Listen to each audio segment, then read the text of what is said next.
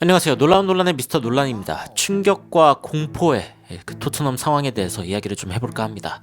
토트넘이 좋은 경기를 펼친 거는 펼친 거고, 그리고 장렬하게 전사했다고 이야기하시는 분들도 있던데, 토트넘이 결국에 4대1로 첼시에게 졌죠. 1대4라고 이야기하는 게 맞다고 이야기하시는데, 그렇죠. 홈 경기가 토트넘이었기 때문에 1대4라고 이야기하는 게 맞는 것 같고, 1대4로 토트넘이 대패했습니다. 충격적인 상황인데, 충격과 공포라고 제가 이야기를 했죠. 그런데 이 상황이 어떻게 보면은 토트넘에게 약으로 쓰일 수 있는 방법이 있습니다. 제가 현재 바라보는 토트넘의 시점은 어떤지, 그리고 왜 이 상황이 약이 될 수 있는지에 대해 바로 들어가 보시죠.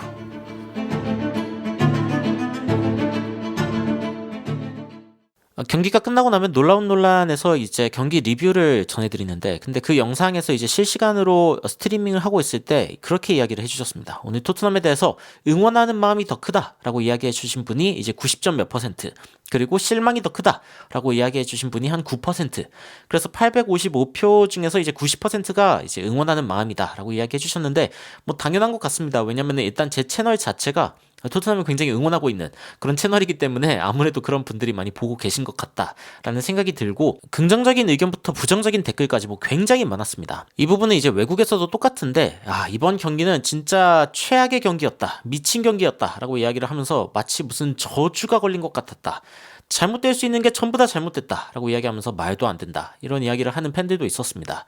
그리고 반더벤이 부상만 당하지 않았더라도 라고 이야기하는 분들도 있었는데, 이거는 저도 좀 공감이 갑니다. 이 부분은 토트넘을 몇 달 동안 영향을 줄 거고 굉장히 큰 영향을 줄 거다, 그래서 이 부분은 굉장히 불운하다라고 이야기하고 있고, 그리고 반더벤, 메디슨도 인저리, 로메로도 지금 다음 세 경기 못 나오고, 우리는 지금 한 경기만 말아먹은 게 아니라 가장 고통스러운 방법으로 졌다라고 이야기를 하고 있습니다. 하지만 또 다른 팬은 우리는 일단 1대4로 9명을 데리고 이제 졌는데, 그런데도 불구하고 첼시가 더 안 좋은 팀처럼 보였다라고 이야기하고 있는 팬들도 있었고, 그리고 너무나 실망스럽고, 그리고 이제 토트넘 선수들이 좀 질서를 지키고 좀 사실은 좀 참아내고 성숙한 모습을 보여줬어야 했는데 그런 부분들이 좀 부족했다라고 이야기를 했고, 하지만 선수들은 포기하지 않았다, 이 부분이 아무래도 이제 그 팬들의 심금을 가장 크게 올린 것 같아요. 그래서 이 토트넘의 이 좌우명 같은 거죠. To dare is to do. 이 토트넘의 클럽의 메인 정신으로 가지고 있는 이 도전 정신에 대해서 일단 굉장히 언급을 하는 팬들이 많았습니다. 그러면서 포체티노와 첼시에게 진 거는 굉장히 슬픈 일이지만 그래도 이 스쿼드를 사랑하고, 그리고 안제 포스테코글루 감독도 사랑한다, 지지한다 라는 이야기들도 이제 지속적으로 있었습니다. 제가 봤을 때도 제 채널에도 굉장히 많은 댓글이 달렸는데, 둘 중 하나인 것 같습니다. 이제 뭐 다음 경기 다 빠지면 손은 누가 키우냐 이렇게 얘기해 주신 분도 있고, 이건 그냥 토트넘이 자멸한 경기인데 왜 실드 치냐, 그러니까 이거는 토트넘의 문제다라고 이야기하신 분도 있고, 중하위권 진입의 전조 아니냐 뭐 이런 식으로 이야기하신 분도 있습니다. 그런데 토트넘의 상황이 분명히 좀 걱정되는 부분이 있는 건 맞습니다. 뭐냐면은 토트넘과 첼시의 경기가 오늘 이제 그 프리미어리그 마지막 경기였고, 그리고 12라운드의 첫 번째 경기가 또 하필이면 토트넘 경기입니다. 11라운드 마지막 경기, 12라운드 첫 경기, 가뜩이나 시간도 없는데, 그런데 선수도 없습니다. 야, 이거 어떻게 해야 되냐, 이 부분에 대해서 오늘 좀 살펴보려고 하는데, 그런데 이거에 대해서 살펴보기 전에 이 충격과 공포, 오늘 경기 이 충격적이고 공포스러운 이 상황이 어디에서 일어나는지 하나씩 좀 살펴보면서 좀 천천히 토트넘의 상황을 좀 살펴보도록 하겠습니다. 클루셉스키의 골 이후에 토트넘이 한 번 더 골망을 흔들었습니다. 바로 손흥민 선수인데, 근데 하필이면 이게 옵사이드가 되었다라고 이제 판정이 나면서 토트넘의 추가골이 이제 터지지 않았죠. 이 부분이 이제 돌이켜 생각해보면 굉장히 아쉬운 부분인데, 그 이유가 뭐냐면은 축구에선 두 번째 골이 들어가면은 거의 뭐 이겼다고 봐야 됩니다. 이제 뭐 한 골만 넣은 팀보다 두 골을 넣었을 때의 팀 승리 확률이 엄청나게 높아지기 때문에, 그래서 이 상황에서 이제 두 번째 추가골까지 들어가게 된다, 이 부분은 굉장히 의미가 있는 상황이거든요. 그런데 불구하고 이게 지금 이제 옵사이드 선언이 되면서 손흥민 선수가 이제 골망을 흔들기는 했지만 옵사이드 선언이 되면서 골 취소가 됐습니다.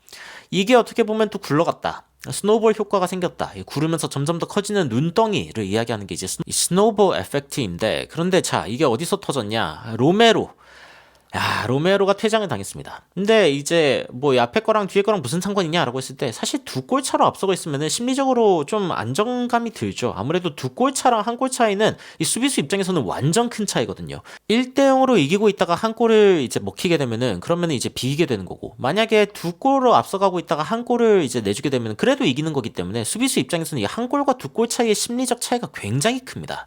굉장히 큰데, 이 로메로가 한 골 앞서가고 있는 상황에서 이제 레드카드를 받아버리는 충격적인 상황이 있었죠.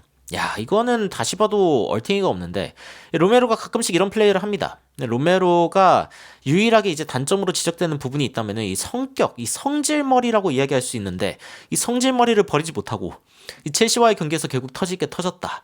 이 부분은 로메로 개인적으로 좀 발전해야 되는 부분이다라고 이야기를 할 수 있습니다. 그래서 일단 로메로가 레드카드가 이제 다이렉트죠. 그렇기 때문에 3경기 앞으로 3경기를 못 나섭니다. 최악의 상황이라고 이야기를 할 수 있고 주심의 어떤 문제에 대해서 제기하시는 분들도 굉장히 많았는데 솔직히 토트넘은 VAR 덕도 꽤 많이 봤습니다. 제가 이번 경기에서 주심에 대한 이야기를 이제 특별히 문제 삼지 않는 이유는 물론 이제 뭐 논란이 될 만한 판단들은 많았습니다. 그것 자체를 부정하는 건 아닌데 그런데 이제 이 골 있죠. 카이세도가 이제 중거리 슛으로 꽂아넣은 이 골 같은 경우에는 이 앞에 있는 니콜라스 잭슨이 이제 걸렸다라고 해가지고 이 공이 진로에 간섭했다라고 이야기를 하는 부분 때문에 이제 옵사이드 판단이 났습니다. 그런데 사실은 제가 봤을 때는 정말 털끝 하나 차이로 사실은 이 부분도 토트넘이 운이 좋았다라고 이야기할 수 있는 부분이라고 생각하거든요. 그 외에도 우도기가 그 슬라이드 태클을 하면서 이제 발바닥을 드러내면서 태클했는데 그때도 VAR이 있었죠. 바로 다이렉트 퇴장 당할 뻔했는데 근데 그때 당시에 옐로우를 받았거든요. 그래가지고 그런 부분들을 봤을 때 뭐 토트넘이 막 일방적으로 뭔가 불리한 판정을 받았냐?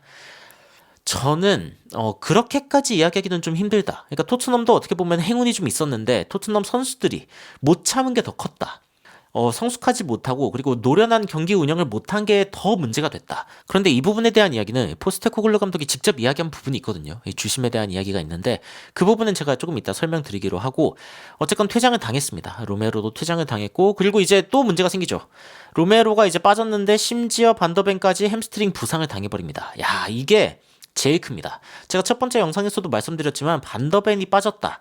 이 토트넘의 하이라인을 유지하는데 결정적인 선수가 바로 이 반더벤 선수고 그리고 이제 포스테코글루 감독이 토트넘에 오면서 이 선수만큼은 무조건 필요하다라고 이제 레비한테 요청했던 그 선수가 바로 이 선수거든요.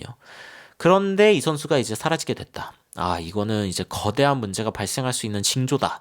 그리고 또 퇴장을 당했습니다. 우도기 같은 경우에는 이제 아까 레드카드를 면했는데 전반전에 레드카드를 면했는데 근데 후반전에 그리고 후반 시작한 지 얼마 되지도 않았어요. 10분도 채 되지 않았는데 근데 또 퇴장을 당하게 됩니다.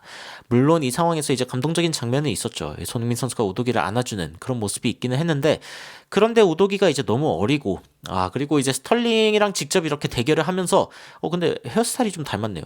여튼 우도기도 이제 옐로카드 중첩 그래가지고 이제 레드카드를 받았기 때문에 여기 잘 보이진 않지만 레드카드를 받았습니다. 그래가지고 결국에는 다음 경기 한 경기 또 못 뛰게 됩니다. 야, 이것도 어떻게 해야 되나 이런 생각이 들죠. 그래가지고 점점 더 굴러가는 이 눈사태가 이 눈덩이 하나가 눈사태가 되어가는 그런 상황 여러분들이 보고 계신데 그리고 이제 비카리오도 부상을 당할 뻔하죠. 사실은 이제 비카리오가 공을 맞고 누운 장면인데 후반전 이제 끝나기 직전에도 비카리오가 크게 부상을 당할 뻔한 그런 장면이 하나 있었습니다.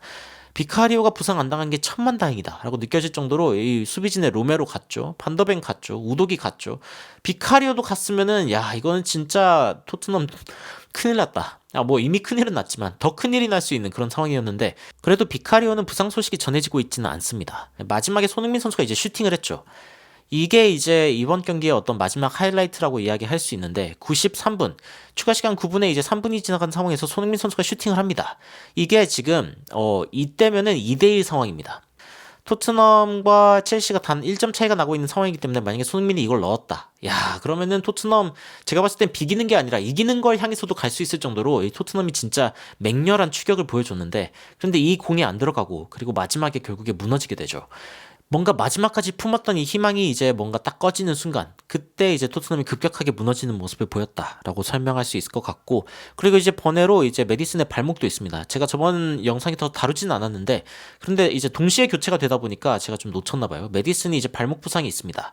근데 이 부분은 이제 얼마나 심각한가 이번에 쌓인 눈사태들을 좀 살펴보도록 하겠습니다. 살펴보면 이제 프리미어리그 인저리 리스트인데 일단 로메로는 이제 3경기 못 뛰는 상황이다. 그래서 12월 7일에 돌아올 예정입니다. 11월 경기에 아무것도 못 뛰어요. 얼탱이가 없는 상황이고 그나마 벤 데이비스가 11월 11일에 돌아올 예정이기는 한데 그런데 지금 이거라도 진짜 다행이다라는 생각이 들 정도로 반더벤 다쳤죠. 메디슨 지금 얼마나 다쳤는지 지금 제대로 나오고 있지가 않습니다. 그 25% 이렇게 써있는 걸로 봐서는 엄청 심각한 문제는 아닌 것 같습니다. 그래도 진행 정도가 나오는 거 보니까 여하튼 토트넘의 부상 목록이 굉장히 길어졌습니다. 뭐 페리시치도 일단 못 뛰고 있는 상황이고 솔로몬도 1월까지 못 뛰는 상황이고 세세뇽도 11월 25일까지 못 뛰는 상황이고 굉장히 부상 목록이 순식간에 길어진, 그리고 못 뛰는 사람의 목록까지, 뭐 로메로는 부상은 아니니까요. 이런 상황이 이어지고 있는데 안제 포스테코글루 감독으로 오는 경기를 어떻게 봤을까요? 오늘 경기를 좀 어떻게 봤는지에 대한 질문에 대해서 이렇게 이야기를 합니다. 일단 축구 관점으로 봤을 때 정말 분석하기 어렵다 라고 이야기하면서 그냥 실망감이 일단 남아있다. 지고 싶지 않기 때문에, 그리고 홈에서 이제 지고 싶지 않기 때문에 안제 포스테코글루 감독 같은 경우에는 굉장히 실망스러울 만했죠. 하지만 선수들의 노력, 의지, 어떤 헌신, 욕망, 이런 부분들이 보이는 경기였어서 좋았다 라고 이야기를 했습니다. 그리고 뭐 문제들에 대해서는 이제 뭐 다가오는 날들에 해결해야 된다라고 이야기를 했고, 그리고 제임스 메디슨, 미키 밴더벤의 어떤 부상 정도, 너무 이른 상황이라 뭐 정확히 알 수는 없다. 하지만 미키 밴더벤 같은 경우에는 꽤 심각한 문제인 것 같다. 그리고 메디슨은 그냥 knock, 심각하지 않은 정도의 부상을 이제 보통 knock으로 표현을 하는데, 메디슨은 그렇게 문제가 크다라고 이제 이야기할 수 없는 상황인 것 같고, 뭐 그래도 일단 분석해볼 거다라고 이야기가 나오고 있습니다. 그리고 로메로에 대해서는 굉장히 이제 칭찬을 많이 했었는데 오늘 경기에 대해서 이제 실망했냐라고 물었거든요. 근데 포스테코글루 감독이 이제 원래 로메로는 피지컬하다, 뭐 그의 강점 중에 하나고, 그리고 오늘은 너무 멀리 가가지고 그래가지고 좀 힘들었다, 뭐 극복해야지 어쩌겠냐, 뭐 이런 식으로 이야기를 했고, 그리고 안제 포스테코글루 감독도 옐로 카드를 받았어요. 그런데 이제 이 테크니컬 에리어에서 벗어나가지고 그래가지고 옐로 카드를 받은 것 같은데, 뭐 그거는 문제 없었다, 공정했다라고 이야기를 했습니다. 오늘 경기에 대해서 이제 포스테코글루 감독도 굉장히 아쉬울 만한데, 일단 반더벤이 빠지고 로메로 레드카드, 우도기 레드카드, 수비진이 전멸한 이 충격적인 토트넘의 상황을 여러분들이 보실 수 있고, 그리고 이제 이 자리를 누가 채웠냐라고 하면은 이제 에메르송 로얄, 다이어, 그리고 호이비에르가 채웠습니다. 호이비에르가 들어간 이유를 보면은 일단 나머지 목록을 봤을 때 전문 센터백이 아무도 없죠. 아무도 없는 상황이고, 그래가지고 이제 호이비에르랑 다이어를 중간에 세우고 로얄을 이제 그 우도기에 빠진 자리에 놓는 그런 선택을 이제 합니다. 그런데 이제 다음 경기가 좀 문제가 되기는 합니다. 일단 골키퍼 비카리오 선수가 일단 뭐 큰 문제가 없다는 가정하에 비카리오 선수가 이제 선발로 뛸 텐데, 문제는 수비진입니다. 로메로는 일단 3경기를 못 뛰죠. 우도기도 이제 1경기 못 뜁니다. 반더벤은 꽤 오래 갈 수 있는 부상을 지금 안게 된 상황이고, 벤 데이비스도 지금 당장 뛸 수 없습니다. 그러면은 지금 센터백이 누가 있냐? 자동으로 에릭 다이어, 그리고 필립스입니다. 제가 지난 경기 영상에서 이야기하기는 했는데 에릭 다이어가 나름 노력하는 모습을 보여주고 있어요. 포스테코글루 감독의 체제에 적응하려고 하는 어떤 움직임을 보여주고 있기는 합니다. 그런데 너무 느려요. 너무 느리고, 그렇게 되면은 결국에는 토트넘은 페이스에 대해서 기대할 수 있는 선수가 누가 있냐라고 했을 때, 저는 한 번도 본 적이 없는 잉글랜드 국대 유스팀에서도 가끔 이렇게 얼굴을 보여준 애슐리 필립스 정도입니다. 이 선수가 어쨌건 빠른 선수이기 때문에 안지 포스테코글루 감독이 원했을 것이란 생각이 들고 영입이었죠. 그렇기 때문에 다이어 필립스 조합이냐, 그리고 페드로 포로랑 에메르송은 일단 윙백에서 뛸 수밖에 없는 그런 상황이 될 것 같습니다. 그런데 에릭 다이어의 자리를 채울 수 있는 선수가 누가 있냐라고 했을 때, 오늘 경기에서 사실은 일종의 힌트가 하나 있었습니다. 호이비에르를 센터백으로 쓰는 모습의 안제 포스테코글루 감독인데, 근데 이게 어떤 면모에서 나쁘지 않냐면은 사실은 비수마가 이 호이비에르가 뛸 수 있는 그 자리에서 너무 잘해주고 있습니다. 무슨 뜻이냐면 호이비에르는 완벽한 잉여 자원인 상황이죠. 그렇기 때문에 지금 호이비에르가 만약에 센터백 자리를 뛸 수 있다 라고 하면은 뭐 비상시 대책으로 그나마 다이어보단 빠르고, 그나마 다이어보다는 포스테코글루 감독 체제를 조금 더 잘 이해할 수 있고 시행할 수 있는 그런 센터백으로 활약할 확률이 없지 않다 라고 이제 이야기를 할 수 있을 것 같습니다. 그리고 미드필더 자원은 지금 좀 풍부해지고 있습니다. 어쨌건 사르도 있고 벤탄쿠르도 있고 로셀소도 있고, 메디슨이 지금 뭐 부상 여부가 얼마나 심각한지가 체크되고 있는데, 근데 뭐 제가 봤을 땐 큰 문제가 없을 것 같다. 다음 경기 아니면 다다음 경기는 어쨌건 뛸 것 같다라는 생각이 들거든요. 그래서 이 부분은 일단 해결이 가능하다라고 생각이 들고, 그 다음에 이제 공격수 같은 경우에는 지금 뭐 그렇게 큰 문제는 없습니다. 손흥민 선수가 일단 건재하고, 클루셉스키, 히샬리송 존슨, 그리고 브리안 힐 정도의 선수가 있는데 뭐 다 나름 기대주고 나름 열심히 뛰고 있는 선수들, 그리고 손흥민 선수라는 확실한 카드가 있기 때문에 아직까지는 괜찮다. 손흥민이 부상당하면 이제 끝입니다. 손흥민이 부상당하면 이제 정말 토트넘을 응원하는 저도 오늘 이번 시즌은 4위도 어려울 수 있겠다라고 생각할 수도 있는데, 손흥민 선수가 일단 있기 때문에 손흥민 선수의 위력이 있지 않습니까? 이 부분을 좀 믿어볼 만하고, 그리고 통계적으로도 이런 이야기들이 나오고 있습니다. 뭐 전문가들은 토트넘의 우승 꿈은 이제 죽었다, 이 첼시와의 피 튀기는 전쟁이 끝나고 나서 이 토트넘의 이 타이틀 경쟁은 죽었다라고 이제 이야기를 하고 있는데, 실제로 통계적으로도 토트넘의 우승 확률은 2.5%에서 1.1%로 이제 떨어지는 그런 모습을 보였습니다. 유의미하냐? 뭐 유의미하지 않을 수도 있죠. 그런데 뭐 맨체스터 유나이티드가 이제 3위에 들 확률이 0.9보다는 높다. 여튼 토트넘은 뭐 그래도 위에서 유지할 것이다라는 통계가 일단은 이어지고 있습니다. 물론 이 통계에는 토트넘의 부상 상황에 대한 고려가 전혀 없기는 합니다. 그런 것까지 고려하는 건 아닌 것 같고, 그런데 또 한 가지 표를 살펴보면 이제 좀 우려되는 게 있습니다. 뭐가 우려되냐면은 이 토트넘이 원래 예상되는 성적보다 훨씬 많은 승점을 만들어낸 팀이다라는 조사가 이어지고 있거든요. 이게 이제 골 기대값 그리고 실점 기대값 등등을 이제 포함해가지고 이 승점 기대값을 이제 만들어 놓은 건데, 꼴찌는 셰필드, 그리고 가장 높은 점수를 받은 건 의외로 뉴캐슬이라고 해요. 뉴캐슬, 리버풀, 맨시티. 그런데 여기 보시면은 이 승점 기대값보다 더 열심히 하고 있는, 더 잘 나오고 있는 이 팀들 있죠. 이 팀들을 보면은 최근에 주목받는 팀들입니다. 주목받는 팀들이고, 토트넘 같은 경우에는 그 기대값이 엄청나게 크게 차이가 났죠. 거의 뭐 10점 차이가 났는데, 근데 이러한 기대값의 차이가 나는 이유는 제가 봤을 때는 이 개개인의 퀄리티 차이입니다. 맨시티도 원래 예상되는 그 승점값보다 훨씬 높은 값을 기록하고 있죠. 이거는 결국에는 선수들이 굉장히 잘해줬다라는 방식 외에는 설명할 길이 없습니다.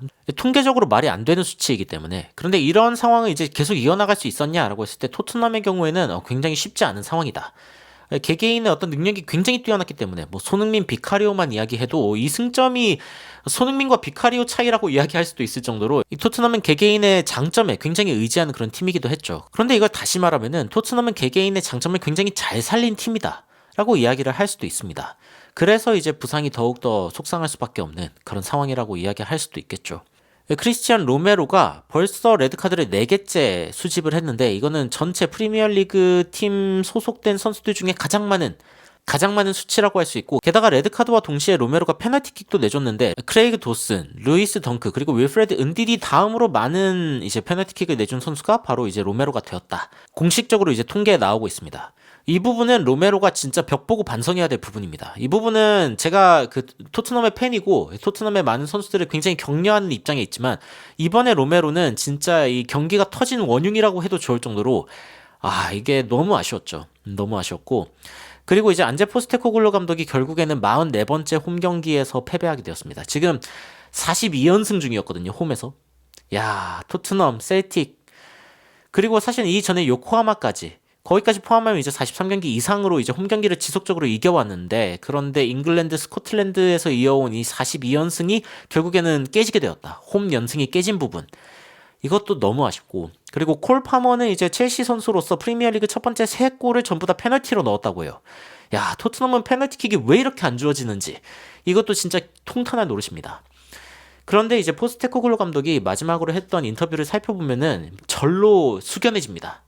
이 심판 판정이 전혀 틀린 게 없는 그런 유토피아는 존재하지 않는다.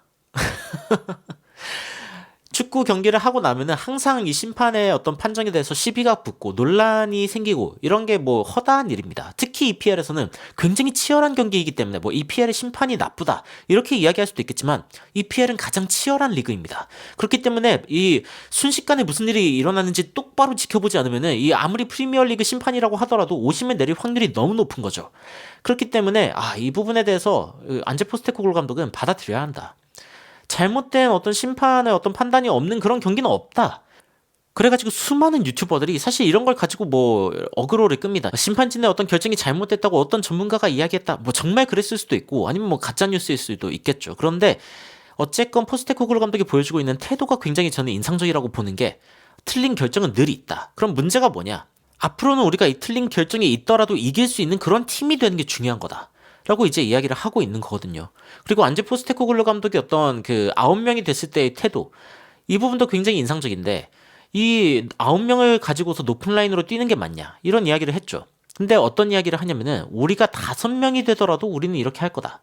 이 이야기가 다른 채널에서도 굉장히 이제 이슈가 된 걸로 알고 있는데, 저는 안제 포스테코글루 감독 굉장히 지지합니다. 무슨 뜻이냐면은 지금 센터백들이 이제 사라졌죠. 로메로, 반더벤이 사라졌습니다. 그렇기 때문에 이제 빠른 선수들, 그리고 뒷공간을 넓게 커버할 수 있는 그런 선수들이 사라진 상황인데, 이 선수들이 사라진 상황에서도 토트넘이 계속 같은 전술을 유지하는 게 맞냐? 이런 이야기가 100% 나올 거예요. 그리고 만약에 토트넘이 지면은 안제 포스테코글루 감독 문제 있다. 이렇게 이야기가 나올 수도 있겠죠. 근데 안제 포스테코글루 감독은 이 전략을 절대 포기하지 않을 겁니다. 그리고 제가 봤을 때는 다이어를 안 뛰게 하고 최대한 빠른 선수들을 여기에 놓을 확률, 그러니까 호이비에르라도 여기에 놓고 애슐리 필립스라는 선수를 키울 확률도 굉장히 높다고 저는 생각을 합니다. 근데 그렇게 생각하는 이유 중에 하나가 뭐냐면은 이 안제 포스테코글루 감독을 보면은 커트 코베인이 생각납니다. 아니 왜 갑자기 전설적인 락커의 이름을 이야기하느냐, 이런 이야기를 했거든요. I'd rather be hated for who I am than loved for who I am not. 내가 아닌 사람으로서 살아가면서 사랑받는 것보다는 차라리 내 자신인 채로 미움을 받겠다. 나는 그냥 이렇게 생겨먹은 사람이다 라고 주장하는 겁니다. 근데 이게 뭐 굉장히 옅은 철학이 될 수도 있거든요.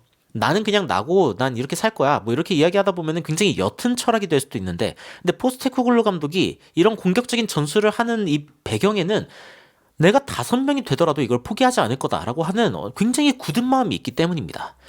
보통 매니저들은 바꾸죠. 당연히 다 9명이 되면은 천하의 클럽도 2줄 세웁니다.